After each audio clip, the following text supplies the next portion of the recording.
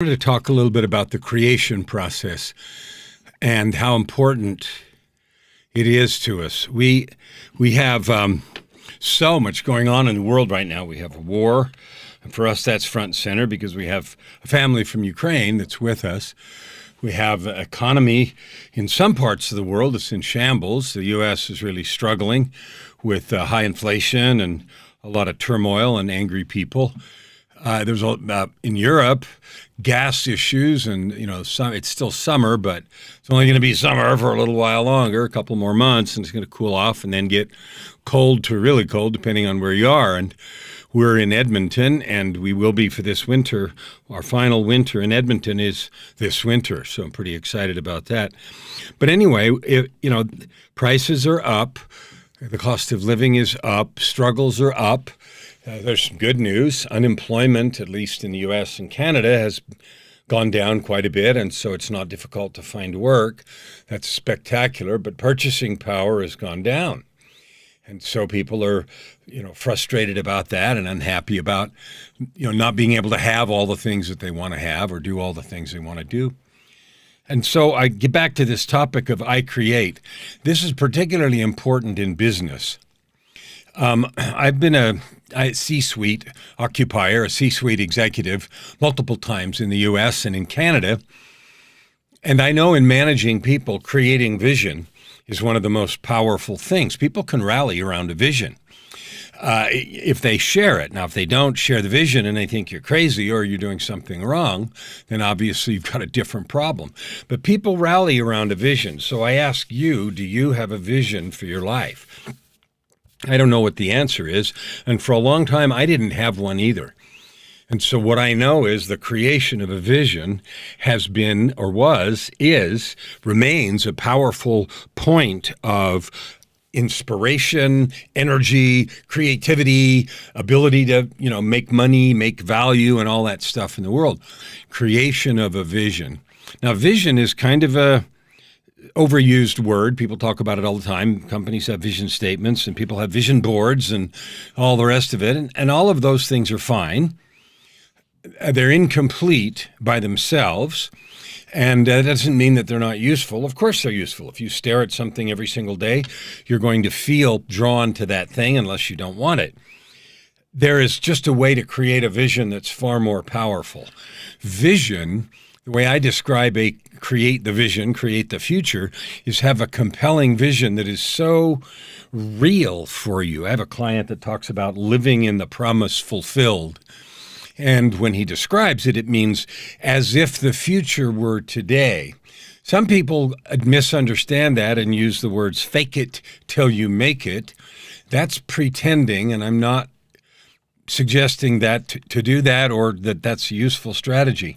Fake implies something is not true. Creating confidence in the anticipation of success is fabulous. So I'll give you an example. When I work in the recording studio, I'm doing music, and I have an idea in my song what the song will be like, and I can hear vocal harmonies and might hear the drum track and all that kind of stuff. And so it isn't complete by any means, but I'm working toward this vision that I have. And I find that the more specific the vision is, the more excitement I have and the more time I want to spend, and the better I do at it, and the better it gets. Same thing for writing a book. I've written a lot of books, as you know. I counted them this morning, and with the ones that are in editing and publication, I have 19. So here's what I know. I know that when I've had a really clear and good vision of a book I'm writing, it's easy to write. It's fun. I sit down and spend an hour or two every day or at a time, creating words that I'll edit later, but I get to do that. And there's no hold back, push back, or negative stuff. It's the same thing when I was doing one of the most interesting jobs that I had in 2000, 20 years ago, 1997, 1998. I was in California doing creating a new thing. It had been legislated into law, and it had to do with the industry I was in at the time, electricity. And we were doing something brand new. We used to joke, serial number 001 in the world of this thing. I had a really clear vision of what it looked like, how it worked, and what went on.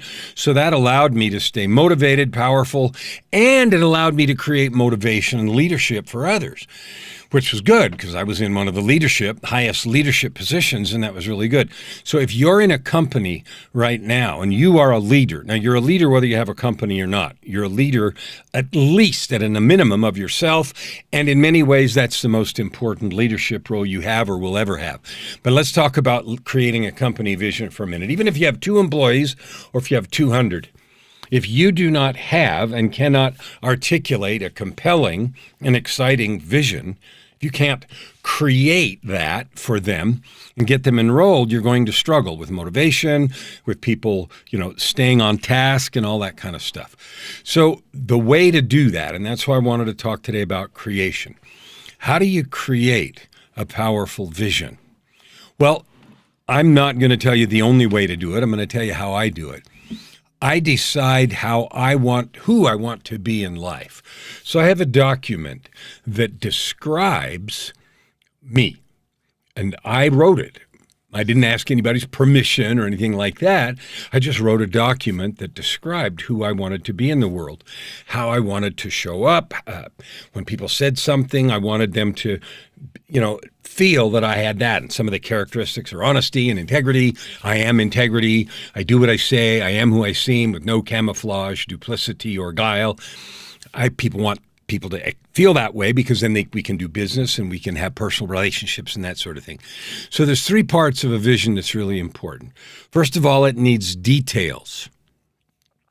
A vision without details is not going to be successful.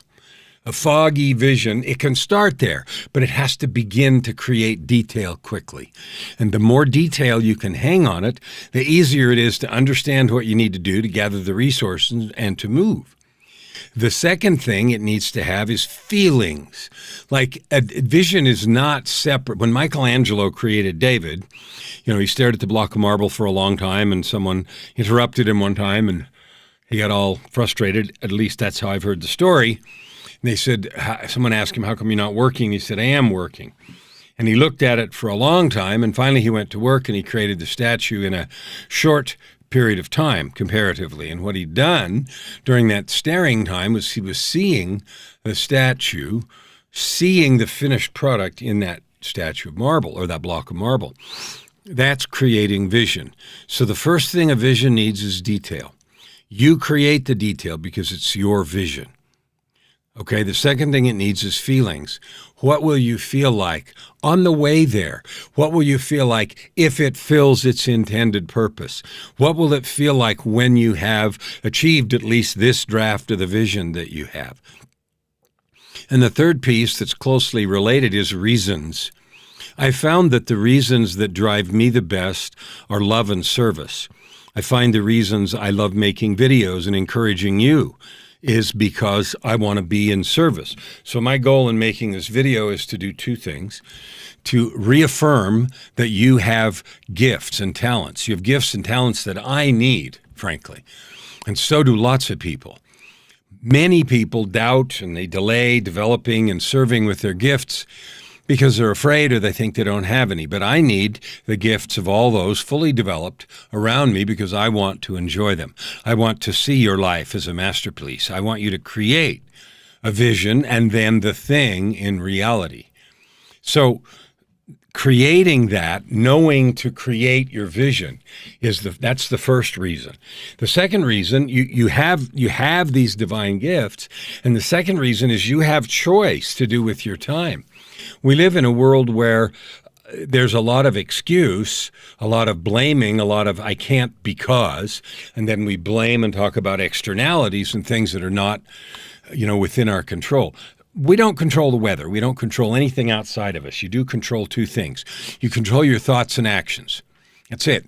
You control your thoughts and actions. Now, if you're sick in bed, some of the actions may not be what you wanted, but the ones you can take, you control.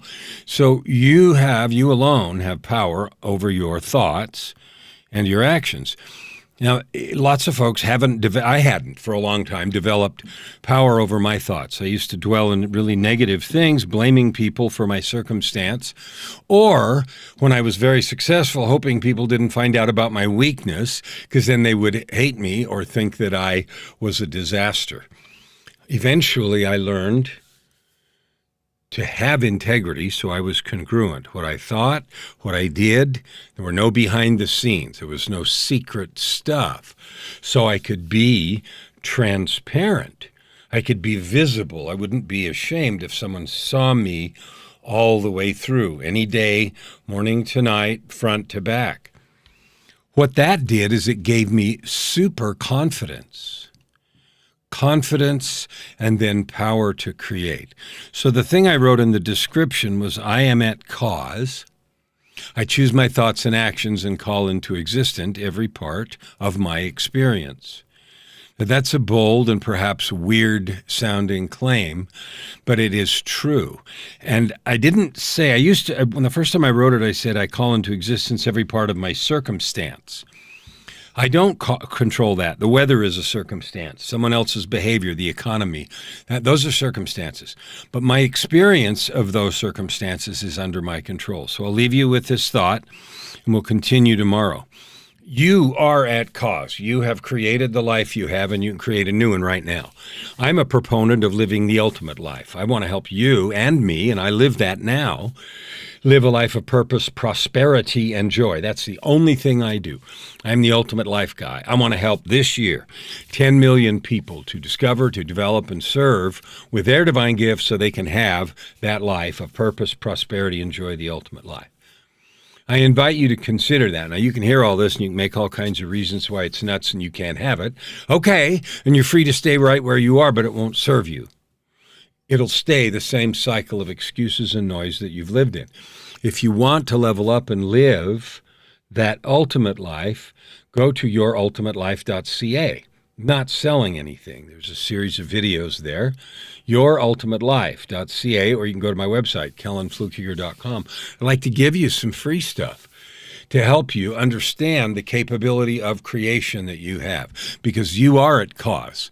You create your life, and if you make a choice now and a declaration to create it in a new way, your business, your life, your wealth, your bank account, your health, everything will get better, and your relationship will instantaneously go to 100 if it's not already there. Love to you. I'm going to be doing videos a lot now. This in 1st of August, I've changed the thrust of my business. I'm still a coach. I'm the ultimate catalyst for personal transformation. But the transformation I'm trying to help people with is to end addiction to mediocrity, take control of the time and choices that you have, and create your ultimate life. We'll see you tomorrow.